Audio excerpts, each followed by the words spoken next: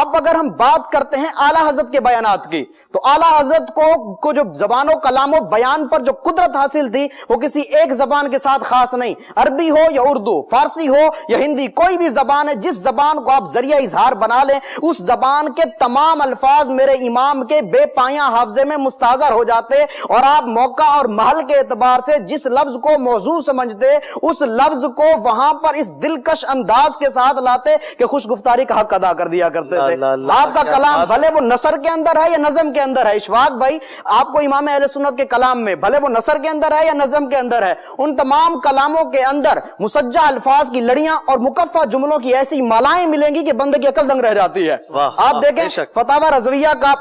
سب سے پہلا عربی خطبہ سب سے زیادہ حیرت انگیز ہے، حیرت انگیز عربی خطبہ ہے، اور یہ بلا شبہ فصاحت و بلاغت کا ایک اچھوتا شاہکار ہے، دلکش اشارات، روشن تلمیحات، خوبصورت استعارات اور خوشنما تشبیہات پر مشتمل اس فصیح و بلیغ، بے مثال و بے نظیر، حسین و جمیل خطبے کی خصوصیت یہ ہے کہ اس کے اندر خطبے کے تمام لوازمات و مناسبات، یعنی جو لوازمات ہوتے ہیں حمد باری تعالیٰ ہے، نعت مصطفیٰ ہے، مدح صحابہ ہے، آقا علیہ السلام پر صلاۃ والسلام، آقا علیہ السلام کی آر پر درود و سلام، یہ تمام چیزیں جو ہے وہ کتب فقہ اور ائمہ کے ناموں سے ادا کی گئی ہیں، یعنی کتب فقہ کے نام اور ائمہ کے ناموں کو اس انداز میں ترتیب دیا گیا ہے کہ کہیں حمد کے گنچے چٹک اٹھے ہیں تو کہیں نعت کے پھول کھل اٹھے ہیں، کہیں منقبت کے گجرے تیار ہو گئے ہیں تو کہیں درود و سلام کی ڈالیاں بن گئی ہیں، تو اس انداز میں اس کو لایا گیا ہے۔ آپ امام اہل سنت کا ایک خطبہ اٹھا کر دیکھیں، آپ فرماتے ہیں الحمدللہ هو الفقہ الاکبر والجامع الکبیر لزیادات فیض المبسوط الدرر الغرر بالہدایہ ومنہ البدایہ والیہ النہایہ بحمد الوقایہ ونقایۃ الدرایہ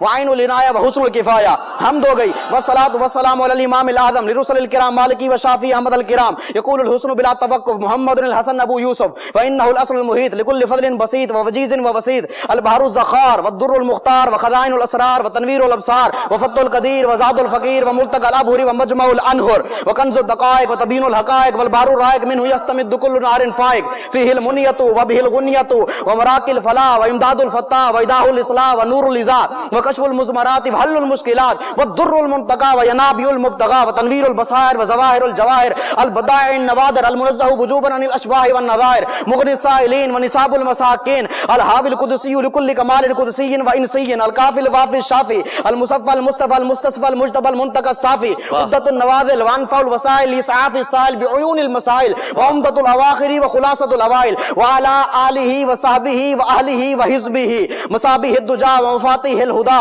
لا سیما الشیخین الصاحبین اللاخذین من الشریعۃ والحقیقۃ بکلا الطرفین والخطنین الکریمین وکل منہما نور العین ومجمع البحرین وعلى مجتہد ملتہ وائمۃ امتہ خصوصا الارکان الاربعۃ والانوار اللامعۃ وابنہ الاکرم الغوث الاعظم بخیرۃ الاولیاء وتحفۃ الفقہاء وجامع الفصولین وفصول الحقائق والشرع المہذب بکل زین وعلینا معہم وبہم ولہم یا ارحم الراحمین آمین آمین والحمدللہ رب العالمین۔ اندازہ لگائیں اشفاق بھائی، یہ خطبہ ہے امام اہل سنت کا، اس خطبے کے اندر حمد ہے تو کمال کی حمد ہے، نعت مصطفیٰ ہے تو بے مثال ہے، منقبت ہے تو بے مثال ہے۔ اس خطبے کی ساری خصوصیات گنوانے جاؤں تو وقت کے دامن میں اتنی وسعت نہیں ہے کہ ان کو گنوایا جائے، لیکن ایک خصوصیت اس کی ایسی ہے کہ جو کمال کی خصوصیت ہے، اس کے اندر 90 چیزوں کے نام مذکور ہیں، 80 کتابوں کے نام، 7 اعلام کے اسماء، 3 فقہی اصطلاحات۔ کمال یہ ہے کہ 90 چیزیں مذکور ہیں، کمال در کمال یہ ہے کہ وہ 90 چیزیں اتنی لطافت اور خوبی کے ساتھ مذکور ہیں کہ جن پہ فصاحت بھی ناز کرتی ہے، بلاغت بھی جھوم جھوم اٹھتی ہے، ایسا کمال کر دیا ہے، پڑھنے والا حیران مگر ان کے بختوں پہ نازاں دکھائی دیتا ہے، یعنی ایسا کمال کر دیا امام اہل سنت نے اس خطبے کے اندر۔ آپ حمد دیکھیں، الحمدللہ والفقہ الاکبر والجامع الکبیر لزیادات فیض المبسوط الدرر الغرر، یہ آگے چلتے چلے جائیں، یہ سارے کتابوں کے نام، اس کے بعد آ جائیں کہ یہ والا جو آپ نے ان کے نام لیے، امام شافعی کا نام لیا، اب آگے پر معنی پتہ کیا ہے؟ والصلاۃ والسلام علی الامام الاعظم، درود و سلام و تمام یعنی انبیاء کے امام اعظم یعنی نبی اکرم پر، نعت بھی ہے اور امام اعظم کا ذکر بھی ہے، ذکر بھی آ گیا، دو چیزیں۔ اب دیکھیں مالکی، وہ میرے مالک ہیں، آقا کریم میرے مالک ہیں، امام مالک کا ذکر آ گیا، شافعی، یہاں ذو معنویت، عقیدے کی وضاحت بھی کر دی کہ آقا کریم شفاعت فرمانے والے بھی ہیں, میری شفاعت کرنے والے بھی ہیں. اس سے آگے بھی عقیدے بیان کر دی. یہاں پر دیکھیں کمال کر دیا امام اہل سنت نے. اب آقا علیہ الصلوۃ والسلام وجہ کائنات ہیں, مبدأ کائنات ہیں, اصل کائنات ہیں. یہ ہمارا عقیدہ ہے. اس کو فإنه الأصل المحيط لكل فضل بسيط ووجيز ووسيط یہاں سے دیکھیں بیان کر دیا. اور اس سے پہلے امام اعظم کے جو 3 شاگرد ہیں, اس ایک جملے کے اندر یقول الحسن بلا توقف محمد الحسن ابو یوسف,